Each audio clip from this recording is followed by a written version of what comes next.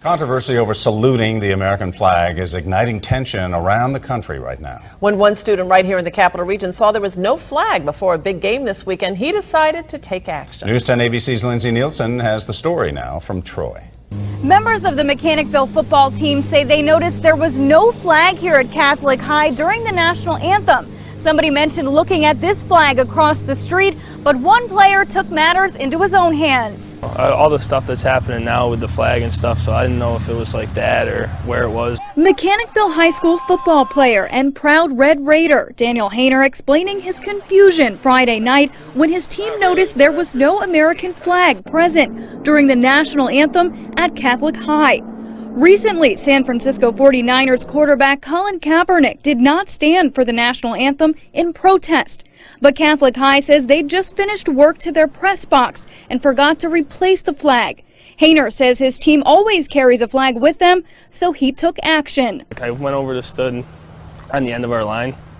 He was like, no, stand in the middle of the field, so I went out in the middle of the field and stood there. This photo posted of the act that touched hundreds who liked and shared it was made by a player's parent, who Hayner says is a veteran. Why is the flag so important? People die to protect their country and for the flag. People disrespecting it all the time needs respect, and for the people who serve the country and respect it. The Mechanicsville High School athletic director says he's proud of Hayner. Yeah, it was just a spontaneous action from a boy from a small town that just had basically a notion that when he comes from a community like this and the things that we try to instill upon him, that there's family, there's a community in our nation, in our country that really means a lot to him.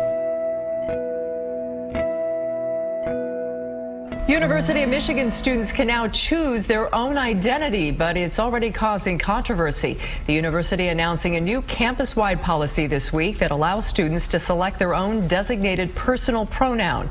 It's part of a move to foster an environment of inclusiveness for transgender students. Students can log on to the Wolverine Access website, hit the Gender Identity tab. They can then choose a pre-selected pronoun or enter their own. One student who chose to be called Your Majesty says there are flaws in the policy. The pronouns that they suggested aren't even pronouns. There is a professor here that says she will punish students who have their pronouns such as His Majesty, and really that's unfair. There should be equal treatment. We are really happy that we are spreading the absurdity of this policy and really making sure that we restore the university to not only reality but to the pursuit of truth. Stovall says he will get rid of his title once the policy is removed. For now, the pronouns will appear on class rosters this fall, and professors will address students by their personally designated pronoun. Alabama Chief Justice Roy Moore has been suspended without pay for the remainder of his term. Moore was found guilty on 6 charges of failing to comply with judicial ethics. In January, Moore sent an order to state probate judges telling them not to issue same-sex marriage licenses. But the U.S. Supreme Court had already legalized same-sex marriage at the time, and a federal order deemed Alabama's ban on same-sex marriage unconstitutional. Moore says he wasn't trying to tell the probate judges to defy the Supreme Court, just that there were conflicts between state and federal court orders. Moore was removed from the bench during a previous term for defying a federal court order to remove a 10 Commandments monument from the state judicial building. 603 bathrooms in California will become more inclusive than ever under a newly approved state law. So first let me get to gender-neutral bathrooms. They're going to be more available throughout the state because Governor Brown did sign the bill which would require all state buildings like right here in downtown as well as private businesses to make sure that the single stall toilets they have are designated as gender neutral. Now this would be more inclusive and provide equality for the transgender community, according to the governor.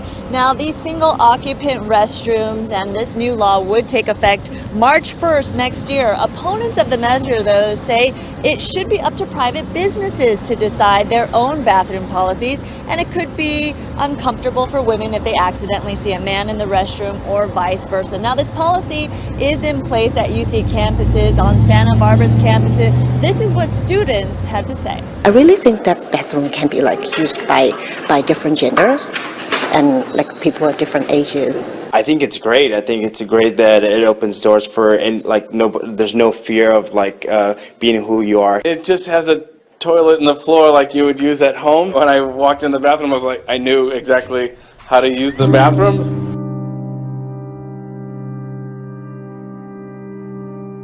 The San Andreas Fault earthquake may not only be a plot line for a film soon enough. Since September 26th, there has been a spike in earthquake activity near Bombay Beach, California. However, researchers believe these typically non-threatening earthquakes undersea can now trigger the San Andreas fault line. The San Andreas earthquake is predicted to be a magnitude 7 or higher. Earthquakes that shook the Salton Sea earlier in the week have increased the likelihood of a large quake hitting Southern California. The California Office of Emergency Services issued an earthquake advisory for those in Ventura, San Diego, San Bernardino, Riverside, Orange, Los Angeles, Kern, and Imperial counties. The advisory said that there was a higher chance of a major earthquake until October 4th. Beginning Monday, over 140 seismic events have been recorded near Bombay Beach along the Salton Sea. They ranged from magnitude 1.4 to 4.3, according to U.S. Geological Survey seismologists. A new study finds that unusually warm Pacific Ocean temperatures helped cause a massive bloom of toxic algae last year that closed lucrative fisheries from California to British Columbia and disrupted marine life from seabirds to sea lions. Scientists linked a large patch of warm ocean water nicknamed the Blob to the vast ribbon of toxic algae that flourished in 2015 and produced record-breaking levels of a neurotoxin that's harmful to people, fish, and marine life. The outbreak of the toxin, domoic acid, the largest ever recorded on the West Coast, closed the razor clam sessions in Washington and Oregon and delayed lucrative Dungeness crab fisheries along the coast. High levels were also detected in many stranded marine animals. Cases of a rare polio-like illness have shot up in recent months, and the Centers for Disease Control and Prevention is taking notice. The CDC recorded 32 cases of acute flaccid myelitis across 17 states in the first half of this year. The illness has been most often observed in children. It can cause limb weakness, loss of muscle tone, and in extreme cases, respiratory failure. For comparison, the CDC only recorded 21 cases of AFM through all of last year. 2 cases of AFM were recorded in July 2015. In July 2016, that number jumped to 12.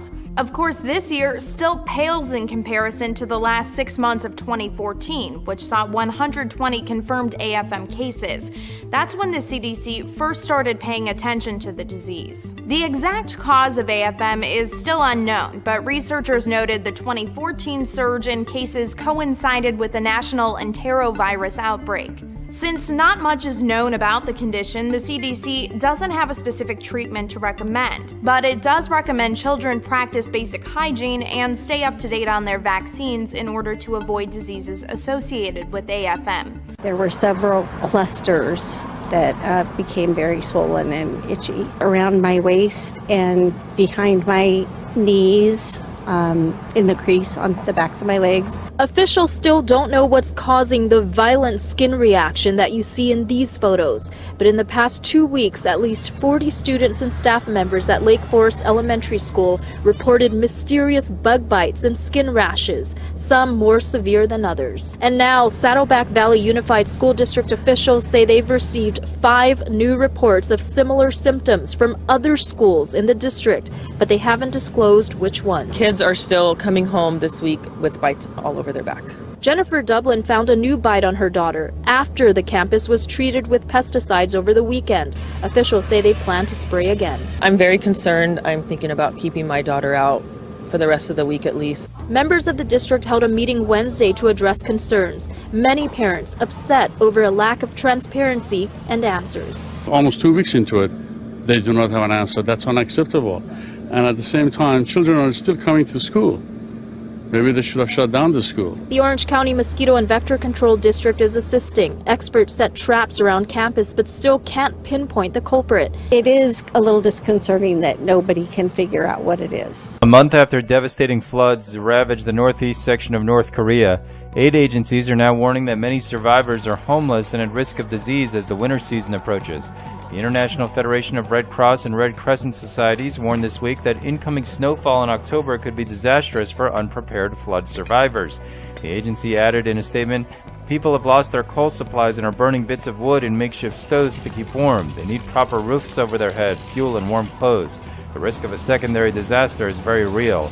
The floods left over 70,000 people homeless, killed hundreds, and have left a total of 140,000 people in desperate need of assistance.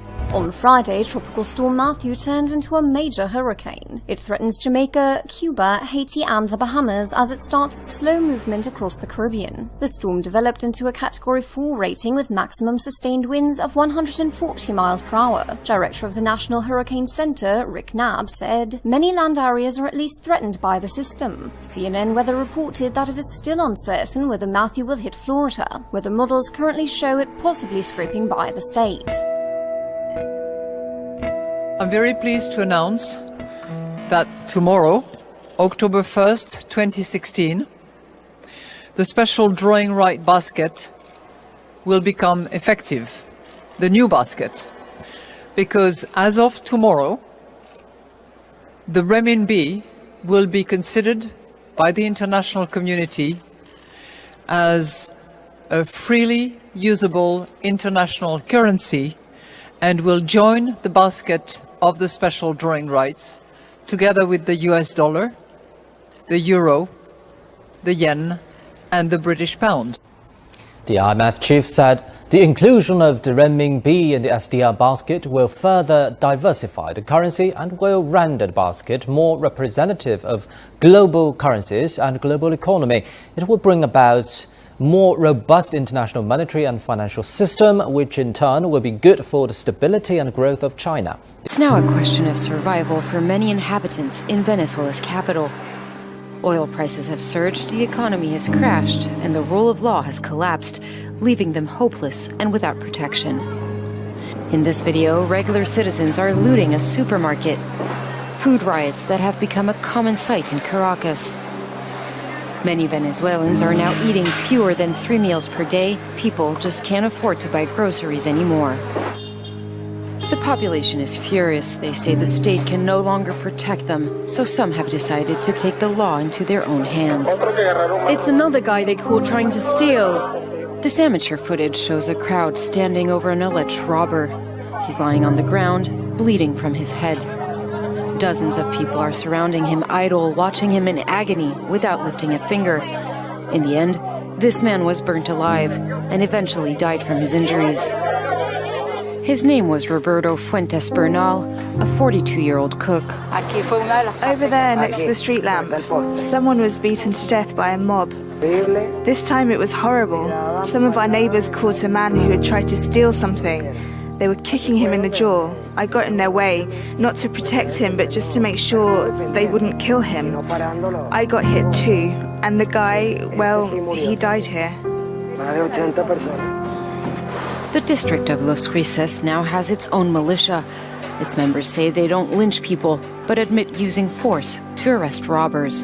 I'm going to tell you the truth. If someone steals, doesn't harm anyone, then we stop him. He gives the phone back and we call the police and everything goes smoothly. But if he steals and warns someone, we know what's going to happen. The police are going to arrest him, give him a little tap on the back and let him go. So that guy, yes, he deserves it. We'll beat him. Police in Brazil search for hundreds of missing prisoners after a jailbreak near Sao Paulo. At least 500 escaped after violence broke out at Jardinopolis Open Prison on Thursday. At least 200 remain at large. State officials say at least half were recaptured in nearby fields within hours of the break. Jardinopolis is around 160 kilometers northwest of Sao Paulo, Brazil's second city. Officials say the inmates had set fire to several cells in one wing of the facility during a routine morning call. Scores of prisoners knocked down a 4-meter-high mesh security fence in the chaos that ensued. The prison housed over 1,800 inmates, according to the local newspaper. It was only built to house 1,000. State authorities declined to comment on reported overcrowding at the facility. Prison uprisings and escapes are frequent in Brazil, which has long been criticized by human rights organizations for its prison conditions. Philippines President Rodrigo Duterte is, of course, known for his controversial statements. Now he's got another comment to add to that list of controversial statements. He says he is comparing his fight against drug dealers and addicts to Hitler's massacre of 6 million Jews in World War II. So far, thousands of people have been killed in his anti-drug campaign. Hitler massacred 3 million Jews. Now, there's a 3 million drug addicts. There are. I'd be happy to slaughter them. At least if Germany had Hitler, the Philippines would have, but my victims, I would like to be all criminals. The summit of South Asian Association for Regional Cooperation, or SAARC, scheduled to take place in Pakistan's capital of Islamabad in November, has been indefinitely postponed, according to the Pakistani government, due to rising tension between arch rivals India and Pakistan. India has evacuated more than 10,000 villagers living near the border with Pakistan amid concerns that there could be a military escalation after its special forces launched a cross-border operation against suspected militants. Prime Minister Narendra Modi's government ordered federal and state security forces to upgrade surveillance along the frontier in Jammu and Kashmir state, part of the 3,300-kilometer or 2,100 miles border between the nuclear-armed neighbors.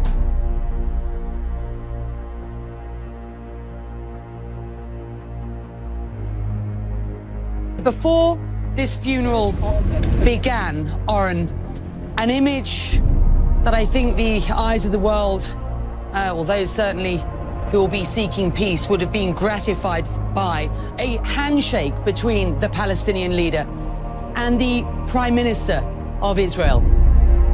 Undoubtedly an image that would have made President Shimon Peres smile as well, something he worked so hard to achieve.